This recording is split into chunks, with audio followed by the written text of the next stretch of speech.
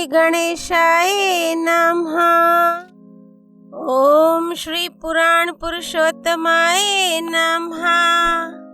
श्री शिव पुराण संहिता 7 वायव्य संहिता उत्तरखंड अध्याय 24 शिव पूजन की विधि।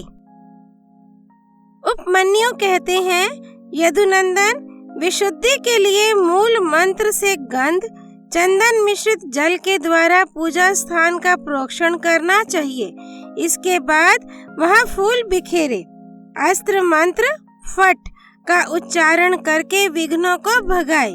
फिर कवच मंत्र हुम से पूजा स्थान को सब ओर से अवगुंठित करे। अस्त्र मंत्र का संपूर्ण दिशाओं में न्यास करके पूजा भूमि की कल्पना करे। वहाँ सब ओर कुश बिछा दे और प्रोक्षण आदि के द्वारा उस भूमि का प्रक्षालन करे। पूजा संबंधी समस्त पात्रों का शोधन करके द्रव्य शुद्धि करे। प्रोक्षणी पात्र, अर्धे पात्र, पादे पात्र और आचमनीय पात्र, इन चारों का प्रक्षालन, प्रोक्षण और वीक्षण करके इनमें शुभ जल डाले और जितने मिल सके उन सभी पवित्र द्रव्यों को उनमें डाले। पंचरत्न, चांदी, सोना, गंध, पुष्प, अक्षत आदि तथा फल, पल्लव और कुश, ये सब अनेक प्रकार के पुण्य द्रव्य हैं। स्नान और पीने के जल में विशेष रूप से सुगंध आदि एवं शीतल मनोज्ञ पुष्प आदि छोड़े। पाद्म पात्र में खश और चंदन छोड़ना चाहिए। आचमनीय पात्र में विशेषता जायफल, कंकोल, कपूर, सहीजन और तमाल का चूर्ण करके डालना चाहिए। इलायची सभी पात्रों में डालने की वस्तु है। कपूर, चंदन, कुशाग्र भाग, अक्षत, जौ, धान, तिल, घी, सरसों, फूल और भस्म, इन सबको अर्धे पात्र में छोड़ना चाहिए। कुश, फूल, जौ, धान, सहीजन, तमाल और भस्म, इन सब का प्रोक्षणी पात्र में प्रक्षेपण करना चाहिए। सर्वत्र मंत्र न्यास करके कवच मंत्र से प्रत्येक पात्र को बाहर से आवेष्टित करे।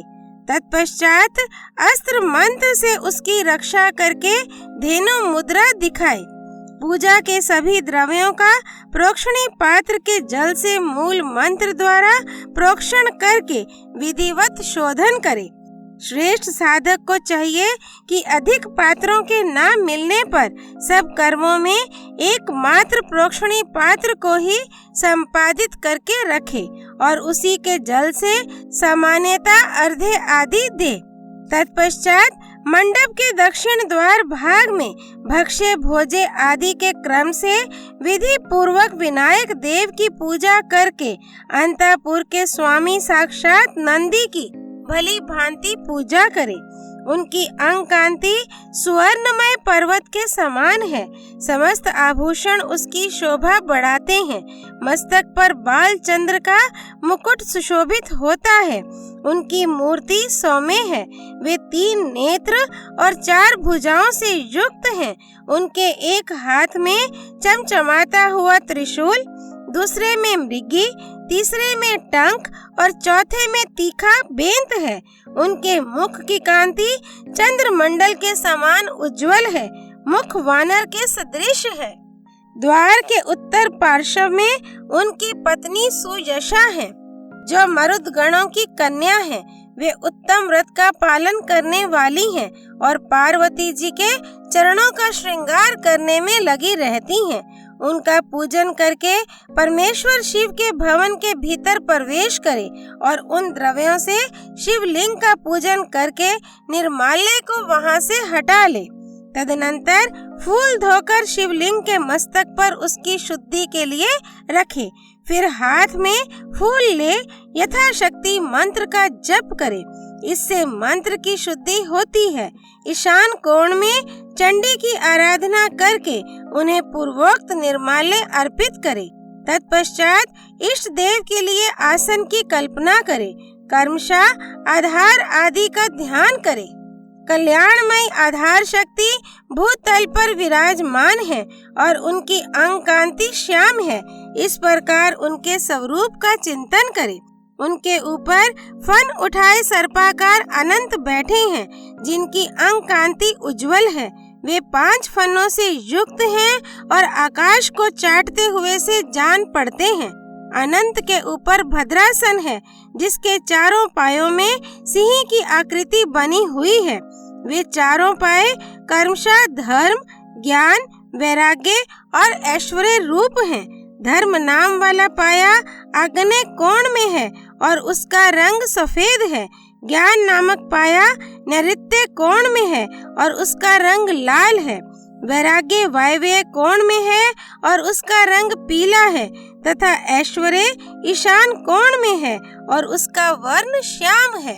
अधर्म आदि उस आसन के पूर्वादि भागों में कर्मशः स्थित हैं, अर्थात अधर्म पूर्व में, अज्ञान दक्षिण में, अवैराग्य पश्चिम में और अनैश्वर्य उत्तर में है। इनके अंग राजा वर्त मणि के समान है, ऐसी भावना करनी चाहिए। इस भद्रासन को ऊपर से आच्छादित करने वाला श्वेत निर्मल पद्ममय आसन है। अणिमा आदि 8 ऐश्वर्य गुण ही उस कमल के 8 दल हैं। वामदेव आदि रुद्र अपनी वामा आदि शक्तियों के साथ उस कमल के केसर हैं। वे मनोन्मणि आदि अंत शक्तियाँ ही बीज हैं। अपर वैराग्य कर्णिका है। शिव स्वरूप ज्ञान नाल है। शिव धर्म कंद है। कर्णिका के ऊपर 3 मंडल, चंद्र मंडल, सूर्य मंडल और वहिनी मंडल हैं और उन मंडलों के ऊपर आत्म तत्व, विद्या तत्व तथा शिव तत्व रूप त्रिविध आसन है। इन सब आसनों के ऊपर विचित्र बिछौनों से आच्छादित एक सुखद दिव्य आसन की कल्पना करें, जो शुद्ध विद्या से अत्यंत प्रकाशमान हो। आसन के अनंतर आह्वान, स्थापन, सनिरोधन, निरीक्षण एवं नमस्कार करें। इन सब की पृथक पृथक मुद्राएं बांधकर दिखाए। तदनंतर पाद्म, आचमन, अर्धे, स्नानीय, वस्त्र, यज्ञोपवीत, गंध, पुष्प, धूप, दीप, नैवेद्य और तांबूल देकर शिवा और शिव को शयन कराए अथवा उपयुक्त रूप से आसन और मूर्ति की कल्पना करके मूल मंत्र एवं अन्य ईशानादि ब्रह्म मंत्रों द्वारा सकलीकरण की क्रिया करके देवी पार्वती सहित परम कारण शिव का आह्वान करे। भगवान शिव की अंग कांति शुद्ध स्फटिक के समान उज्जवल है। वे निश्चल, अविनाशी, समस्त लोकों के परम कारण, सर्वलोक स्वरूप, सबके बाहर भीतर विद्यमान, सर्वव्यापी, अणु से अणु और महान से भी महान हैं। भक्तों को अनायास ही दर्शन देते हैं। सबके ईश्वर एवं अव्यय हैं। ब्रह्मा, इंद्र, विष्णु तथा रुद्र आदि देवताओं के लिए भी अगोचर हैं। संपूर्ण वेदों के सार तत्व हैं। विद्वानों के भी दृष्टि पथ में नहीं आते हैं। आदि, मध्य और अंत से रहित हैं। भव रोग से ग्रस्त प्राणियों के लिए औषध रूप हैं। शिव तत्व के रूप में विख्यात हैं और सबका कल्याण करने के लिए जगत में सुस्थिर शिवलिंग के रूप में विद्यमान हैं। ऐसी भावना करके भक्ति भाव से गंध, धूप, दीप, पुष्प और नैवेद्य इन 5 उपचारों द्वारा उत्तम शिवलिंग का पूजन करें। परमात्मा महेश्वर शिव के लिंगमय मूर्ति के स्नान काल में जय जयकार आदि शब्द और मंगल पाठ करें। पंचगव्य, घी, दूध, दही, मधु और शर्करा के साथ फल मूल के सार तत्व से, तिल, सरसों, सत्तू के उपटन से, जौ आदि के उत्तम बीजों से, उड़द आदि के चूर्णों से तथा आटा आदि से आलेपन करके गरम जल से शिवलिंग को नहलाए। लेप और गंध के निवारण के लिए बिल्व पत्र आदि से रगड़े। फिर जल से नहलाकर चक्रवर्ती सम्राट के लिए उपयोगी उपचारों से अर्थात सुगंधित तेल, फुलेल आदि के द्वारा सेवा करें। सुगंध युक्त आंवला और हल्दी भी कर्मशः अर्पित करे। इन सब वस्तुओं से शिवलिंग अथवा शिव मूर्ति का भली भांति शोधन करके चंदन मिश्रित जल, कुश, पुष्प युक्त जल, सुवर्ण एवं रतन युक्त जल तथा मंत्र सिद्ध जल से कर्मशः स्नान कराए। इन सब द्रव्यों का मिलना संभव न होने पर यथासंभव संग्रहित वस्तुओं से युक्त जल द्वारा अथवा केवल मंत्राभिमंत्रित जल द्वारा श्रद्धा पूर्वक शिव को स्नान कराए। कलश, शंख और वर्धनी से तथा कुश और पुष्प से युक्त हाथ के जल से मंत्रोच्चारण पूर्वक इष्ट देवता को नहलाना चाहिए। पवमान सूक्त, रुद्र सूक्त, नील रुद्र सूक्त, तवृत मंत्र, लिंग सूक्त, आदि सूक्त, अथर्व शीर्ष, ऋग्वेद, सामवेद तथा शिव संबंधी ईशाना आदि पंच ब्रह्म मंत्र, शिव मंत्र तथा प्रणव से देव देवेश्वर शिव को स्नान कराए। जैसे महादेव जी को स्नान कराए उसी तरह महादेवी पार्वती जी को भी स्नान आदि कराना चाहिए।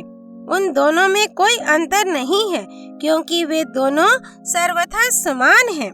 पहले महादेव जी के उद्देश्य से स्नान आदि क्रिया करके फिर देवी के लिए उन्हीं देवादिदेव के आदेश से सब कुछ करे।